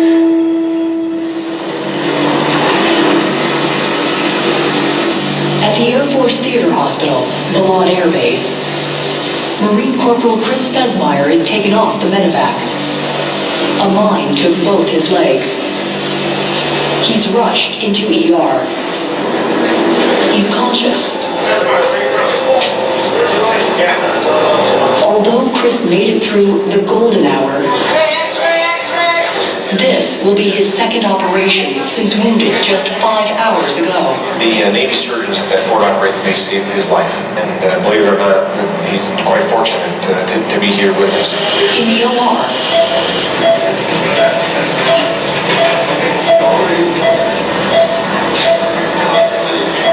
alarm red, incoming. We're under attack by mortars or rockets, and this is the most frequently attacked base in Iraq. Despite that, surgeons continue working on Chris. We've built up as best we can around those operating theaters with big concrete barriers and sandbags and that sort of thing. So, still alarm red. Those folks that aren't scrubbed in sterile gear do have the opportunity, if they can get to their gear safely, put on a helmet or flight vest. We all stop what we're doing just because this attack is going on. Chris, you're doing great, buddy. Chris, you're doing great. Chris is then taken to ICU, where we meet up again with Lieutenant Colonel Tim Maxwell. He's in critical condition, in and out of consciousness. Alarm red again. It means that there's imminent danger. Most of the time, we're under attack. Maxwell's nurse stays by his side. You can't leave them because they're critical patients. So you have to stay at the bedside and go ahead and perform your duties just like, if you were not in a code red. Yeah, this is heavy and it's hot and I can't wait to get out of it because it hurts my back. Alarm red finally over, but their work here today has just begun. Baghdad is bringing two helicopters full. Of casualties from 2 bombs exploding in Baghdad's green zone. Just take a deep breath. You know what you gotta do. All right, next slide. So that base that was being shown on CNN there, that was where I was working. Those were the people that I was working with. This is an aerial view just to kind of get an idea of the size. Working in a theater environment was much bigger than what Major here was showing us on a 40-man FOB or outpost. But along with having a much wider footprint, it also makes it a little bit easier for people to lob bombs over and hit something because there's just a bigger area. Next slide. So working in healthcare, very similar to civilian world. We had 3 different ways that patients or casualties could come into us. Helicopter, which, very similar to here, we have the life flights and the medevacs. This is a Black Hawk helicopter. Next slide. And based on the type of equipment, usually you can hold 6 casualties, but if you have patients who are on ventilators, bigger equipment, you really can't hold that many. Or in contrast, if there's something really bad going down and you need to pack people into a helicopter, if the pilot will fly them, we'll do that and bring them to help. Next slide. One more slide. One more. Ground, so ambulances, we really didn't use a lot. You could see with the bombs and everything going off on the streets that it wasn't too safe for us to send medical folks out to pick up a casualty and drive them back. So we would rely more on the individual units and their fellow military members to bring the casualties in. So it might be very common to see a group of cavalry people rolling up in a tank and dumping off one of their hurt soldiers, just because that's the quickest way to get them the medical help. Next slide. And walk-ins. We would have people, walk into the hospital if they're military, they were hurt on post or on the fob. We'd also have civilians coming and asking for help, saying, we know we can't get this medical care out on the civilian market. Can you help us? And this guy I have on the picture here is a really unique story. He was equivalent to a governor in the Iraqi area, but he was a Sunni faith. And if you know some of the backgrounds of Sunnis and the Shiites really did get along. And so he was Sunni faith, and because he knew that he was a target for terrorism, he would travel with a big group of bodyguards. And so he was out doing a speech or something political one day, and a suicide bomber walked up and detonated himself. His bodyguards all jumped on top of him, and they all got killed. And this guy came in for a CAT scan in our facility because he had some blood in his urine. He had shaked up his kidney a little bit. But it was a pretty impressive story, and he asked to take my picture, and I said, well, only if I could take yours. So go ahead, next slide. So other things, and this is where I took some slides out from another presentation, but patient conditions. Working in healthcare, we see some really bad accidents and bad things in trauma centers around this, around this part of the country, but it's nothing compared to the type of trauma that you can train and be prepared for. Also the enemy attacks, mortars, rockets being lobbed over walls, booby traps, potentially spies. That happens very often, that somebody sneaks on post pretending to be a coalition soldier, but really they were a bad guy wearing a uniform. Next slide. So the environment, of course, training for the desert, and I didn't feel that the heat was too bad. I don't know about the other guys, but I'm not a cold weather soldier.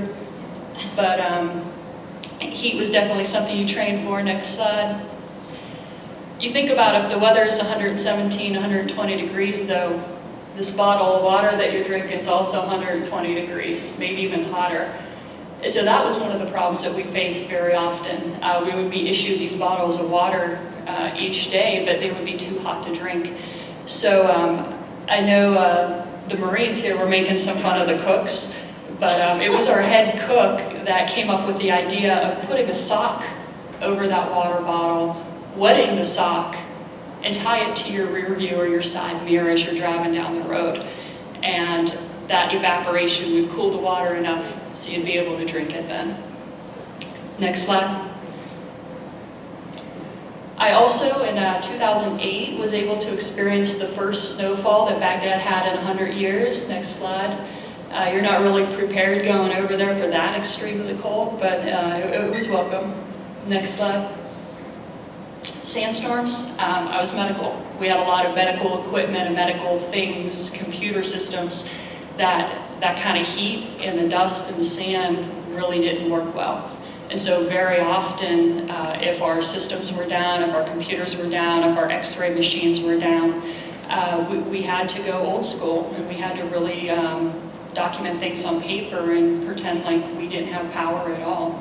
Next slide. And the critters. So there are scorpions. Next slide. This guy is a little Viper that one of our mechanics found in the maintenance bay. Next slide. And the role staffing. So my healthcare specialty is medical imaging. I'm a radiology nerd by trade, and today actually is International Day of Radiology, just in case any of you are curious over that. These are some of the airmen though.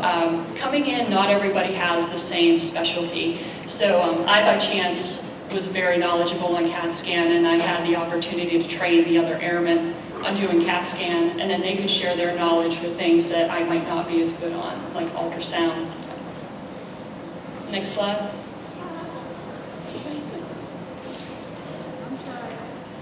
That's okay. So different modalities that we had. I think we're going into that.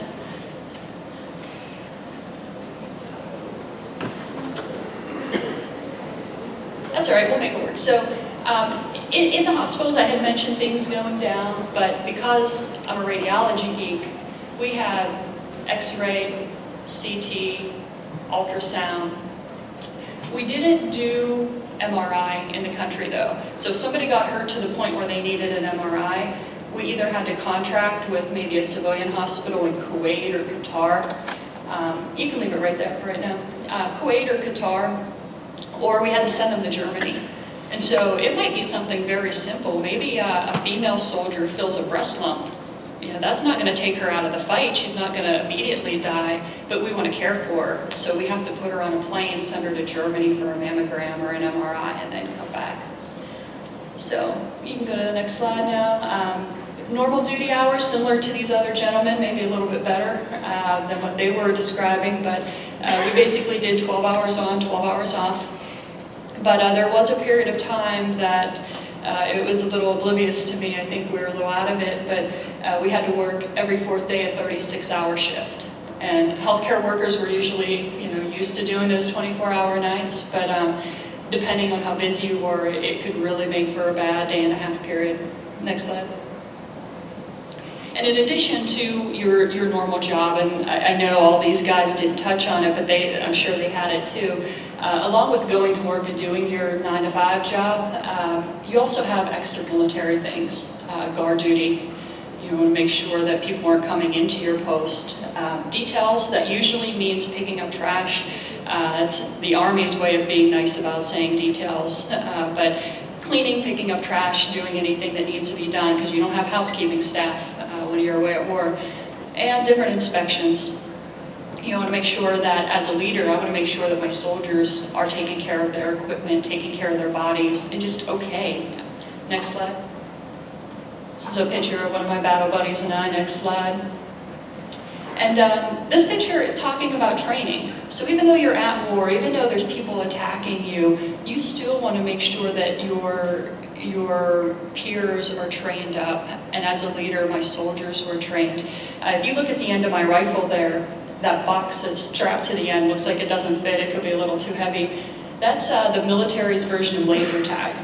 And so we would strap those to our weapons. We would go out and train. And I have a little harness around my helmet and my shoulders there.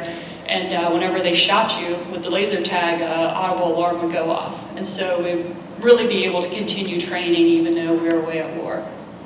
Next slide. I think I talked a little bit about this. You can go on. So my friends sent me Halloween costumes. And we all thought it was a great idea. Let's put them on while we're working that night. But it sort of scares the casualties, especially the Iraqis as they're coming in injured, and they look up and they see that. So it's probably not the best idea. Next slide. This is a portable X-ray machine. We really don't have anything like this in the United States. Next slide. And CT scan, so that was my specialty. It's sort of one of my passions. You can see though that red stuff is a biohazard bags. So we'd cut them with line all of our equipment because again, we didn't have housekeeping. And so it just made things easier to clean up. Next slide. And military working dogs. So we treat them as military members too. And for me, I've never treated an animal. I wasn't even sure how to calculate medication doses for radiation, what amount of radiation to use, so it was a learning experience. But next slide. we were able to learn. We very frequently got military working dogs. Sometimes they were injured, sometimes they had shrapnel or things that they got shot, but more so, it's not a very clean country and area, and so dogs will be licking the ground, getting GI issues, getting stomach bugs, and so I learned giving them medicine. If I made friends again with those cooks and those chow hall people, if I made friends with them, they would give me a little bowl of gravy, and I could put their medicine in the gravy, and then the dogs would drink that up instead. Next slide. This is just an ultrasound machine, but it was taken from one of Saddam's hospitals. So the keyboard there is in Arabic, so we would just make our own languages, and we were documenting left and right, different words on the pictures. Next slide. And the Iraqi equipment. Next slide. So do I have like enough time? Can I have like 5 more minutes for one more video? Okay, I'm gonna flip ahead then, and I think this will speak a little bit better than what I can. To Iraq now, where 6 people have been killed in several attacks. In one incident, an explosive device detonated on a highway in central Baghdad, killing 3 Iraqi police officers. Meantime, in the city of Balad, one U.S. Air Force surgeon says he's seen enough casualties to last him a lifetime. From U.S. soldiers to Iraqis, Major David Bowers treats them all. Terence Berg has his story, and a warning his report includes some disturbing images. The first emergency of the day for Major David Bowers and his Air Force colleagues. This U.S. soldier was badly burned in a tent fire. It looks like he has a 75% total body surface area burns. He also has a significant inhalation injury. The flames reached his lungs, cutting his chance of survival in half. The burn tissue has to swell, and as it swells, it would compress the blood flow to his muscles and kill the nerves and things. So we have to allow for swelling by opening up skin. He's holding his own pressure-wise. He's kind of early on in the injury, so you don't expect a whole lot of badness, but he's got to head into that still. Doctors at the Balad Trauma Unit treat just a fraction of this war's casualties. American, Iraqi, Turkish, and British this day. Things just get done as quickly as possible. One more time. There are routine checkups to do, rounds in the Iraqi war. Sometimes even insurgents get care. There's time for a quick bite and a laugh. But severely injured patients, like the morning's burn victim, pull the doctors back to their work. We send all 3 of those urgent 2 priorities in one PCAT team, or do we get done? And you never know when another urgent case will arrive. This time, a British contractor, flown to Balad after a roadside bomb in his vehicle. Shrapnel tore up his legs and abdomen. There you go. One last one, right? He's quickly rushed off to operating room 1. You know, it's tough to see some of these young kids who get just really disfigured. You know, we know a lot of these people will get completely better. So you don't worry, you know, have no problem dealing with that. Just get things done, right? Excuse me? Looks like he's been going into shock since he arrived here. Just gotta get things controlled. You would think work like this drains, but Major Bowers keeps an even keel and enjoys what he does.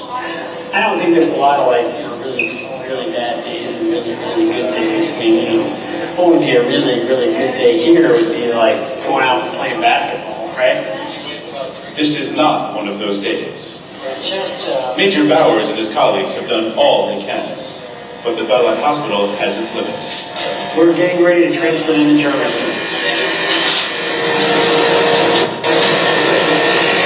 Into a new set of hands. And a new set of people trying to save a life. Got it.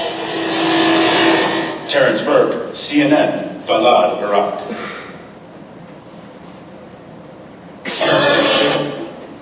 All right, so along with seeing all this bad stuff, we've all been talking about, you know, the really hard times that we've seen in the military. But the military does really promote strong mental health and having fun, a strong work-life balance. And so even when you're deployed, we saw Toby Keith, you know, pictures of Toby Keith, but they really make an effort. So for VIPs, it might be a political figure, it might be somebody important that wants to come over and visit you. Definitely singers, country stars, those folks want to put on a concert, do what they can to support the troops. Next slide. I don't know any physician that came to the desert and didn't take his sand wedge. I'm not a golfer myself, but these guys would be out there for hours playing golf if they had the opportunity. Next slide. So, what's this guy's name? Brett Michaels? Brett Michaels. He's now becoming popular again. Who would have known? But he came over to visit. Working in a hospital, one of the benefits was all of these folks really want to say hi and thanks to the wounded soldiers. So I just sort of got to tail on to the end of that and see them as well. Next slide. And if you've still seen the TV show Mail Call, that's Gunny. Next slide. One more. And various military people.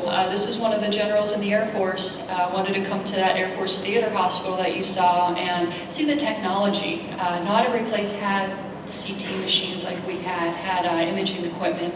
And so I got to show them and talk to them about how we treat our casualties. Next slide. And being that only Army person in an Air Force hospital, this was the general of the Army Reserve at the time, and he heard about me, and I was a staff sergeant during that deployment, and he heard about me and came over to see me, which was like a true honor, and you could see, he kind of looks impressed. I don't know what I said to him, but or he's burping, I'm not sure, but yeah, very, very cool opportunities from a military perspective. Next slide. And we have a little bit of fun. We're actually making fun of a new lieutenant, a nurse that came to us, and she was a little bit too gung-ho, so we decided to dress up and pretend we were her for the day. Next slide. And I put on a presentation similar to this in Cleveland a couple of years ago, and so I threw that slide in there just for the Cleveland folks to rub it in a little bit. Next slide. So, internet phone connectivity. During my first deployments, there was none. To be able to call home really took like equivalent to a moon landing of getting all your gear on, all your protective stuff, walking somewhere, pulling guard duty, waiting in line, up until the point where my last deployment, you could basically walk over to a computer and connect online, or you had your own phone that you could text home if you wanted to. Next slide. But I think the next slide is just going to show like a picture of, the phone situation, and everybody really tightly pushed together, talking to each other, and so it's just an example of those situations. And moving forward, living conditions. I've lived in anything from the back of a flatbed trailer on that transportation company that I used to be on, up into like sort of like a mini Winnebago. So a very big span of living conditions that I've been in. You can go down a couple more slides. You might not even need to present it if it's kicking out. So living conditions, you can see how tight it is. Go ahead, next slide. Next slide. Next slide. And washing your clothes. Some places I've gone to, they had a job in the military that they're actually like clothing washers. But other times you save that bottle of water that they gave you, that your sock was around. And after a week or two of saving water, you had enough to do all your laundry. Next slide. And you can see those boys in those tighty whities. They really got the stains out there. One more slide. So this is the most common question I've gotten. I'm not sure about you guys, but again, it did range from anything of porta potties being thrown out in the middle of the desert. But one more slide. This was probably something a little bit more familiar. So you take a 50-gallon drum and cut it off, and that's what you go to the bathroom in. If you can see, people are saying, like, guys, don't pee in there, just do number 2. Because next slide, you gotta light it on fire. And people would think that pouring diesel fuel in there and throwing a match in would just explode it, and it took work. It took a lot of work to light this stuff on fire. And so you can tell, especially with things burning and you're breathing it in. I don't love my buddies that much. But that's basically all. I think that was the last one. Yep, so I appreciate it. If you guys have any questions, we can definitely talk more offline, but thank you. Thank you, Captain Bojanowski.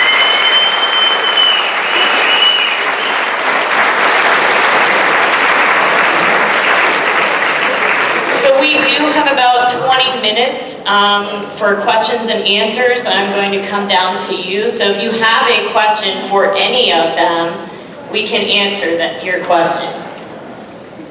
Just raise your hand if you have a question.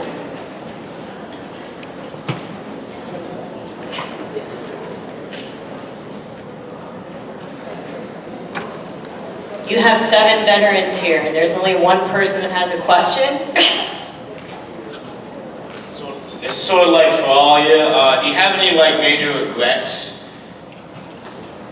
Do you have any major regrets about being in the military? Any of you? I was in for 7 years, not like some of these great folks that's been in a lot longer. My biggest regret was getting out after 7 years.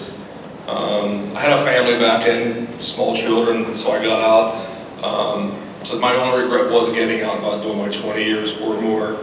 And if I got a phone call right now saying you can get back in, I'd be packed and ready to go in 20 minutes. It's a great life, it really is. You make friends that, I mean, I've got buddies, and thank good for Facebook. And I'm talking to guys I was stationed with 35 years ago, and we talk like we see each other every day. But yeah, the biggest regret was not staying in for 20 years or more. Yeah, okay, I should have stayed. I debated very heavily about getting out in 1956, but I got married when I came back from Korea, and at that time the on-base housing and off-base housing just wasn't very nice, and I thought it was not a nice place to bring up children. So I got out, but I should have stayed for 20.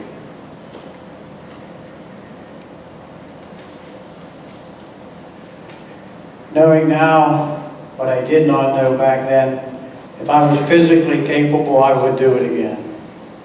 It's a great privilege, although a 21-year-old kid doesn't realize that.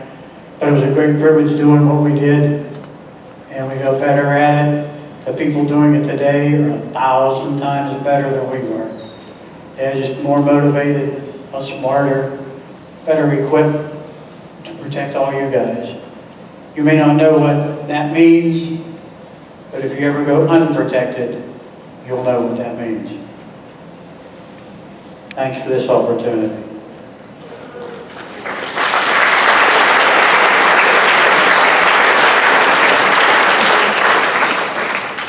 I don't know if this is a regret or more so like a word of advice, but when I was 21 years old and I was going through boot camp and going through this process, you think you're invincible. Like I was strong, I was fit, I was in shape, and I always had people much older than me telling me, take care of your back, watch your joints. And now I'm 40 years old and I can't get out of bed in the morning without groaning and popping some Advil.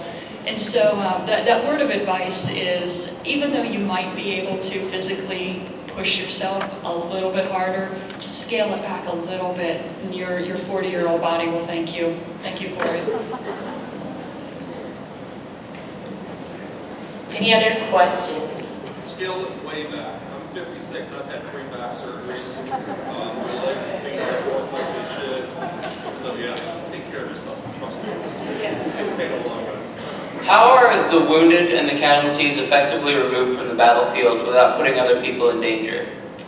Great. That's a great question. So it depends on where your definition of the battlefield is. So if something happens at a bazaar, out at a market in the very heart of the civilian era, those soldiers around that person who got injured are trained to pull security. So we go through training, we pull security, and depending on how you're evacuating the casualty, if a helicopter needs to come in, they know what perimeter to pull the security, they know how to flag, whether they're using smoke or colored flags to call in the helicopter.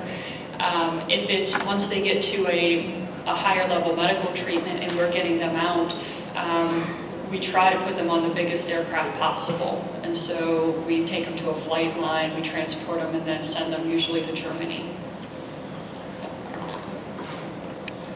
I just wanted to say thank you to every one of you for your service. It is not forgotten. So thank you.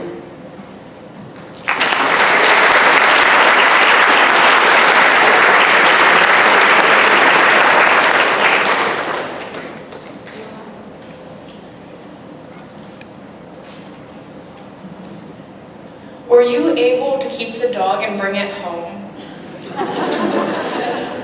I did not get to bring my dog home, no, unfortunately. So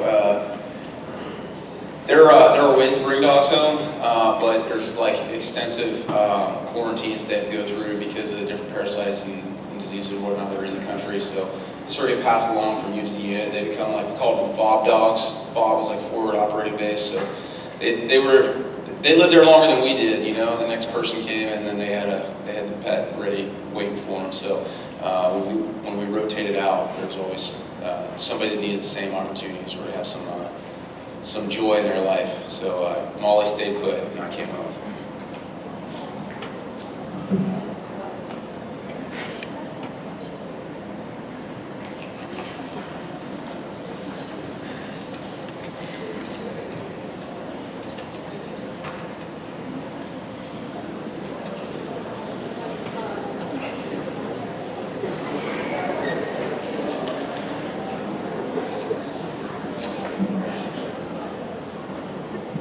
If the Hummer's out of gas, what would you do?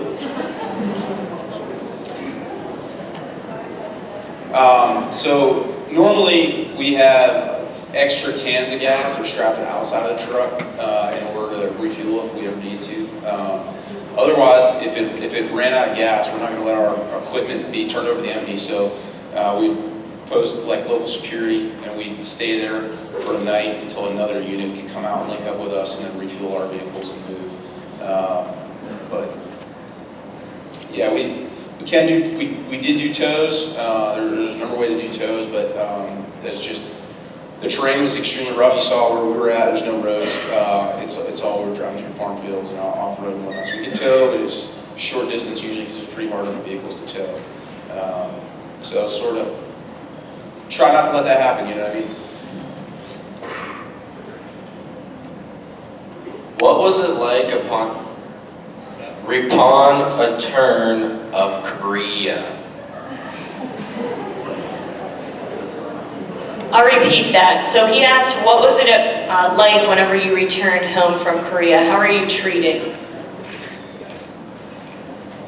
Where do I see how this thing works?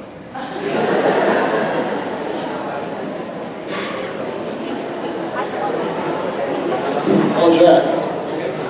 Well, I'll tell you a little story. We come back from Korea on the USS Black, General Black.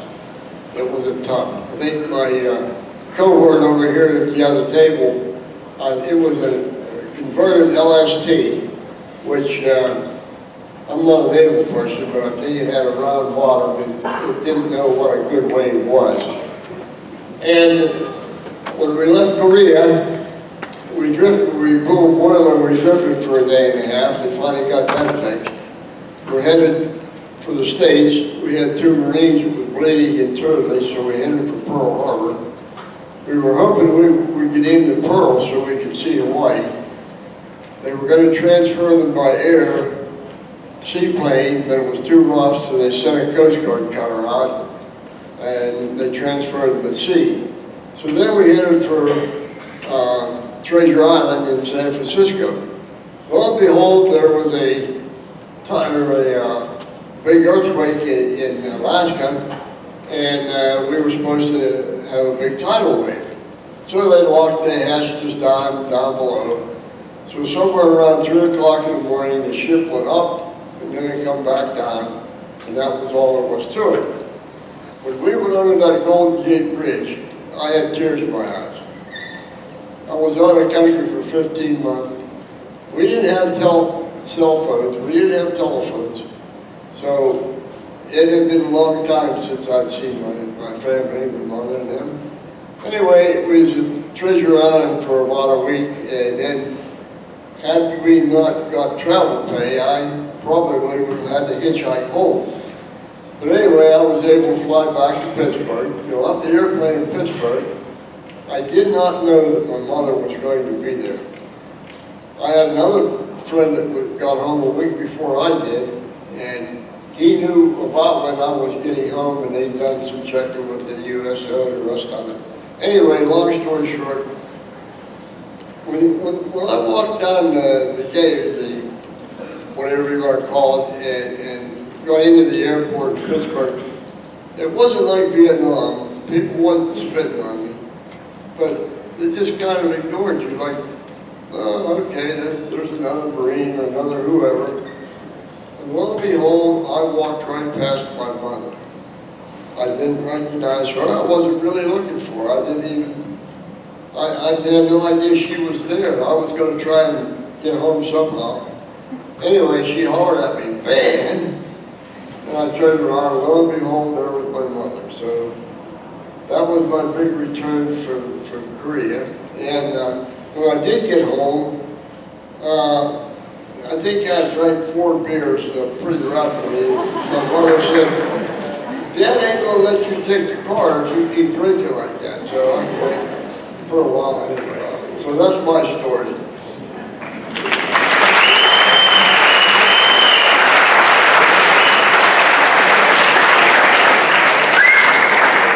What was the worst injury that you had in the hospital? So worst injury, I don't know if I could say like a explicit injury, this was one of the images that I took out. We did have a guy who, he was on a presence patrol, which means he was just sort of standing there, like similar to the major here at the bazaar, making sure nothing bad happens. And when he was telling the story, it sounded like somebody hit him with a 2x4 in the back of the head. And so he took the insurgent, jumped down, and he zip-tied him, cuffed his hands and legs together. And all of his buddies were standing around him staring, saying, "We got to get you to the hospital." So when he came to us, he had a steak knife in his head. He was still talking, he was still alert, but nobody knew how to get the steak knife out. We just didn't have the technology and the resources. So we contacted Walter Reed, and some of their neurosurgeons guided our surgeons through the process. They removed the knife and put him on like I don't know what kind of Air Force jet it was, some type of fighter jet, and like flew him instead of Germany. He had a straight line back to Walter Reed so they could continue treating him. But you're not really supposed to talk about patients and privacy and things, but I was still writing home about it, telling my friends about this cool story that happened. And he ended up being on Good Morning America right after that, and all he had was some numbness in his one hand. So I think that was not the worst injury, but the most interesting one.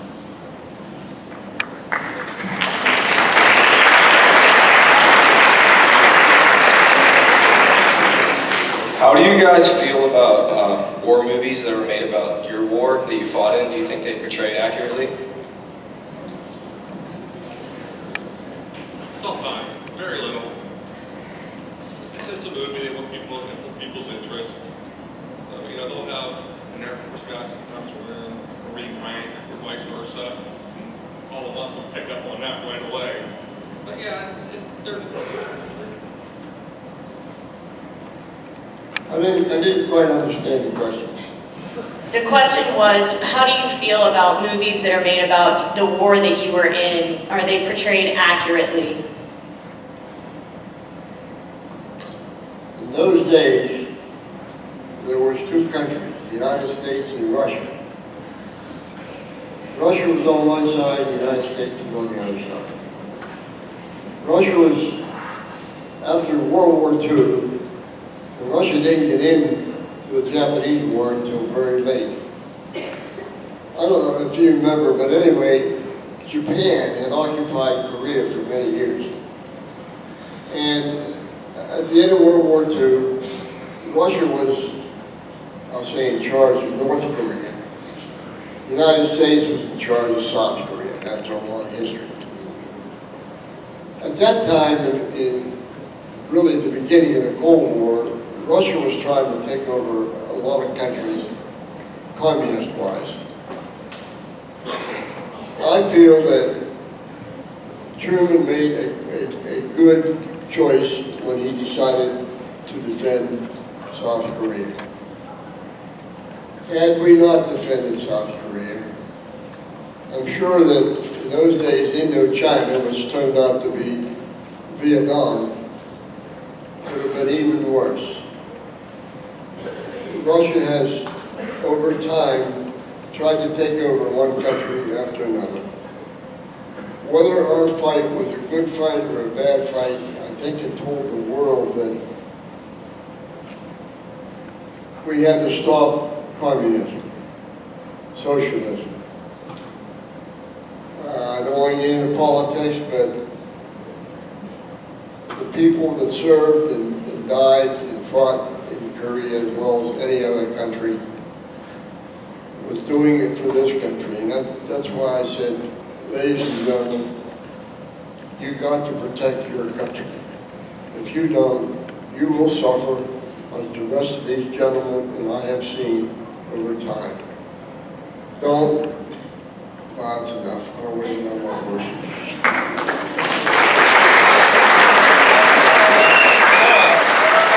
I'll add one more answer to your question there, and I'll sort of speak to it from my current position as on recruiting duty, where we talk to you, a lot of you, about your own service options, and you get questions from folks about what their stereotypes are about the military. And I don't watch a lot of the movies about our recent conflicts because, I'll tell you, right, movies aren't really necessarily trying to tell a real accurate story, right? That doesn't necessarily sell tickets, right? A movie's trying to create emotion and conflict and drama.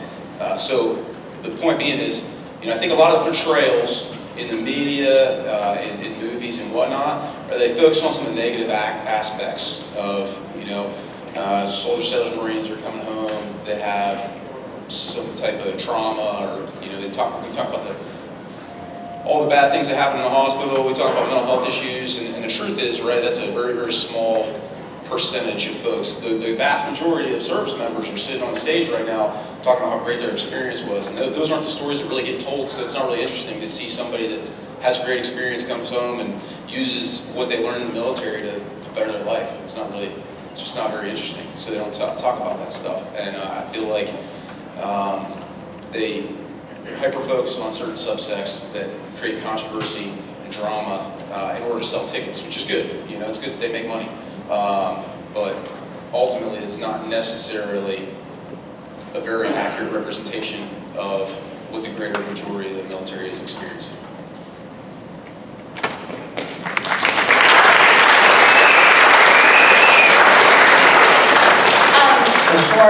As far as watching shows on TV, once in a while there'll be a documentary. I can tell you in the first 2 minutes if it's hype or if it's real.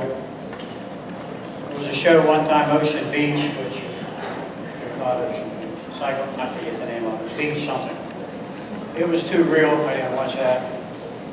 My movie's in my head. The rest of it is, like you just said, it's hype, it's to please the audience. And I talked to a man who flew chopper in Vietnam. We kind of had the same thoughts when we left there and came home. My war was over forever. So what's on TV is nice. It gives you a 20% idea of what it's like. Thank you.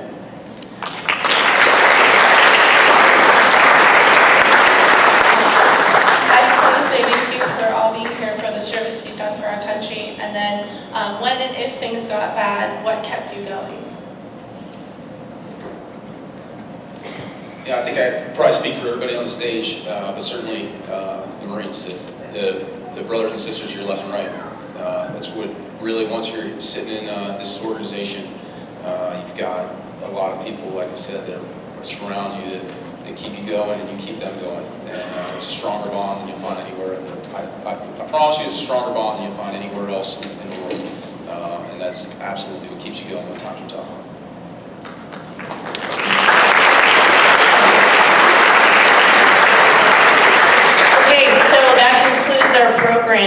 thank you all for your attention and asking great questions.